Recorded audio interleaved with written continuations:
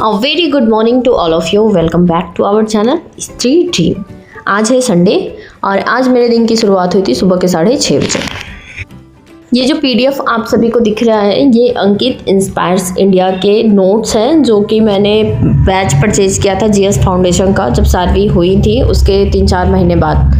मैंने सोचा था कि मैं धीरे धीरे थोड़ा थोड़ा पढ़ती रहूँगी, कवर अप होता रहेगा, बट ये जो बैच था उसको मैं प्रॉपर ले नहीं पाई थी और 1 ही साल की इसकी वैलिडिटी थी जब मैंने लिया था। और आज संडे, सारवी अभी सो रही हैं। कल बताया मैंने आप लोगों को कि सारवी को मैंने मार दिया था तो उसके लिए फिर मेरा दिमाग बहुत ज़्यादा डिस्टर्ब हो गया था। फिर मैं उनके साथ ही थी और फिर मैंने कल कुछ भी नहीं किया था, मोबाइल को टच भी नहीं किया था। और अभी सुबह के बज रहे हैं 6:30, दिखेगा ये। और आज मैं सोची हूँ कि कम से कम 2 क्लास सीडीपी की, या तो टॉपिक या तो क्लास जैसा रहेगा टाइमर के हिसाब से उसको कंप्लीट करूँगी और हिंदी के कुछ क्लासेस कंप्लीट करूँगी। तो चलिए शुरू करते हैं। जब मैं यहाँ आई थी तो इसकी वैलिडिटी एक्सपायर होने वाली थी तो मैंने पीडीएफ फॉर्म में इसको निकाल कर रख लिया था क्योंकि मैप वगैरह सर ने बहुत अच्छा पढ़ाया था। और एग्जैक्टली मुझे याद नहीं है कि मैंने कब परचेज़ किया था, बट 7वीं के होने के बाद ही मैंने परचेज़ किया था, चाहे 1 साल के अंदर ही परचेज़ किया होगा, जो भी है मुझे एग्जैक्टली याद नहीं है। फ़िलहाल ये पीडीएफ भी मैंने निकाल के रख लिया था क्योंकि मैं इसका भी थोड़ा थोड़ा क्विक रिवीजन करूँगी जो कि मेरे लिए बेनिफिशियल ही रहेगा। और जैसा कि अभी मैंने आप लोगों को बताया कि मैंने यूपी टेट का भी फॉर्म फिलअप कर दिया है। देखिए, जब तक कोई इंसान सक्सेस नहीं हो जाता, चाहे वो कोई भी एग्ज़ाम टारगेट कर रहा हो, जब तक वो एग्ज़ाम टारगेट करता है ना तो उसके लिए छोटे छोटे एग्ज़ाम भी बहुत बड़े एग्ज़ाम में रहते हैं। जैसे कोई अगर एसएससी की प्रिपरेशन कर रहा है तो वो एमटीएस का भी एग्ज़ाम देता है कि मेरा पहले कुछ भी निकल जाए। तो इसी तरह से जैसे कि मैंने बीएड कर रखा है और मुझे बहुत सारा मतलब कि मैं बहुत ज़्यादा कंफ्यूज रहती हूँ और मैं मतलब स्विच कर जाती हूँ। तो मैंने कुछ भी स्विच नहीं किया। जब तक इंसान सफल नहीं हो जाता ना तब तक उसके लिए छोटा एग्ज़ाम भी बहुत बड़ा एग्ज़ाम होता है। और मैं ऐसा कोई भी चांस नहीं लूज़ करना चाहती जिससे मुझे रिग्रेट हो, क्योंकि मुझे भी मालूम है कि मैं क्या चीज़ कर रही हूँ एंड पढ़ाई मेरे लिए कितनी इंपॉर्टेंट है मुझे बताने की ज़रूरत नहीं है। मैं बिल्कुल भी कंफ्यूज नहीं हूँ। डे 1 से मेरा क्लियर तक मुझे आरओ, यूपीपीसीएस इसी तरह के एग्ज़ाम देने हैं एंड वही क्वालिफाई करना है। बट अगर मेरे पास प्लान बी है, वैसे तो बीएड मेरे मुझे लगता है हमेशा से किसी यूज़ में नहीं है एंड मुझे बहुत ज़्यादा इंटरेस्ट भी नहीं है, मैं हमेशा से इसको क्लियर ही रखी हूँ। बट अगर यूपी टेट बहुत ज़्यादा बड़ा एग्ज़ाम नहीं है और ऐसा भी नहीं है बहुत छोटा एग्ज़ाम है, बट मैं जब वो चीज़ें पढ़ ही रही हूँ तो थोड़ा सा ऐड ऑन करके अगर मैं इसको भी क्वालिफाई कर लेती हूँ, कोई ज़रूरी नहीं है कि मेरा एक बार में क्वालिफाई ही हो जाए क्योंकि मैं फर्स्ट टाइम ही इस एग्ज़ाम को अटेंड करूँगी और नहीं भी हो सकता है, हो भी सकता है। तो अगर हो जाता है, ऐड ऑन हो जाएगा, मे बी सुपर टेट की वैकेंसी आ जाए या फिर इसको पढ़ते रहते हैं। बीपीएससी का मेरा क्लियर नहीं है, टीआरई 4 का मैं दूंगी या फिर नहीं दूंगी क्योंकि मेरे हस्बैंड को पसंद नहीं है कि मैं बिहार में जाके टीचिंग करूँ।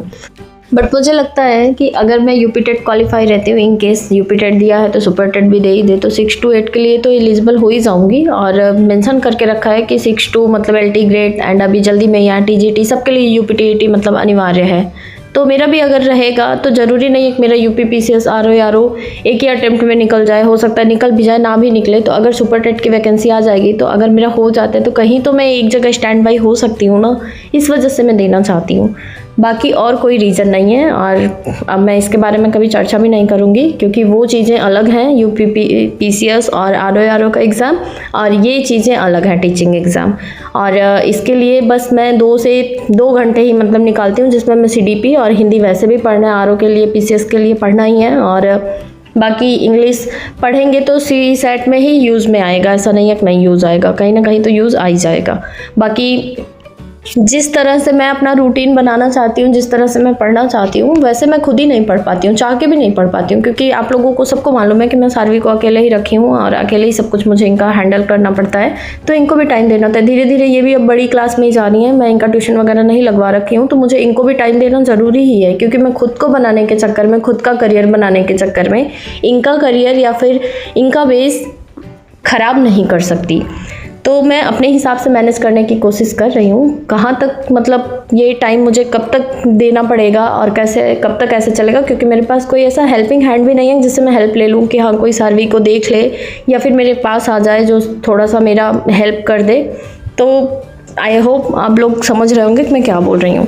बाकी प्लीज़ इस तरह से कमेंट मत क्या करिए कि मैं मतलब क्लियर नहीं हूँ कि मुझे क्या करना है। मुझे बहुत अच्छे से क्लियर हूँ। अभी जो इसे UPPCS का रिजल्ट आया, बहुत सारे लोगों के आप लोग इंटरव्यू देखिएगा उठा के, बहुत सारे लोग बताते हैं कि कभी कभी होता था कि 10-10 12-12 घंटे पढ़ लेते थे, एंड कभी कभी होता था 2-4 घंटे में भी मतलब मिल जाए वही बहुत है, और कभी कभी ऐसा भी होता था कि पढ़ाई भी नहीं होती थी। तो ये जर्नी है, जब तक आप सफल नहीं हो जाते ना तब तक ये आप कैसे क्या हैंडल कर रहे हैं वो मतलब ही नहीं रखता। जब इंसान सफल हो जाता है तो वो चीज़ें याद आती हैं कैसे कैसे इंसान मैनेज किया था। बाकी जब आप लोग कमेंट करते हैं ना कि मैं क्लियर नहीं हूँ, तो मैं सच में बहुत ज़्यादा कंफ्यूज हो जाती हूँ और मुझे बहुत डिस्टर्बेंस भी फील होता है कि मैं कहीं गलत तो नहीं कर रही हूँ। बट अभी मैंने बहुत सारे इंटरव्यूज़ देखे कि कई बार ऐसा हुआ 2-2 3-3 बार लोगों के प्री भी नहीं क्वालिफाई हुए हैं PCS में या फिर RO में, और कभी कभी ऐसा हुआ है कि फर्स्ट अटेम्प्ट में ही सारा कुछ क्लियर हो गया, रिजल्ट हो गया और अच्छी खासी रैंक भी बन गई है। तो कोई क्लियर नहीं होता कब क्या होगा कैसे होगा। तो एटलीस्ट वो जो डिप्रेशन वाला फेज़ आ जाता है लोगों का, ऑलरेडी मैं उन सब चीज़ों से निकल के आई हूँ, तो मैं पहले से जो चीज़ें सीखी हूँ उस पर काम तो कर ही सकती हूँ, मुझे ऐसा लगता है। जब मैं आई थी तो कई सारे लोग मुझे कमेंट करते थे कि मतलब हम भी गए थे बच्चे के साथ पढ़ने के लिए, बट नहीं मैनेज हो पाता तो फिर लौट आए।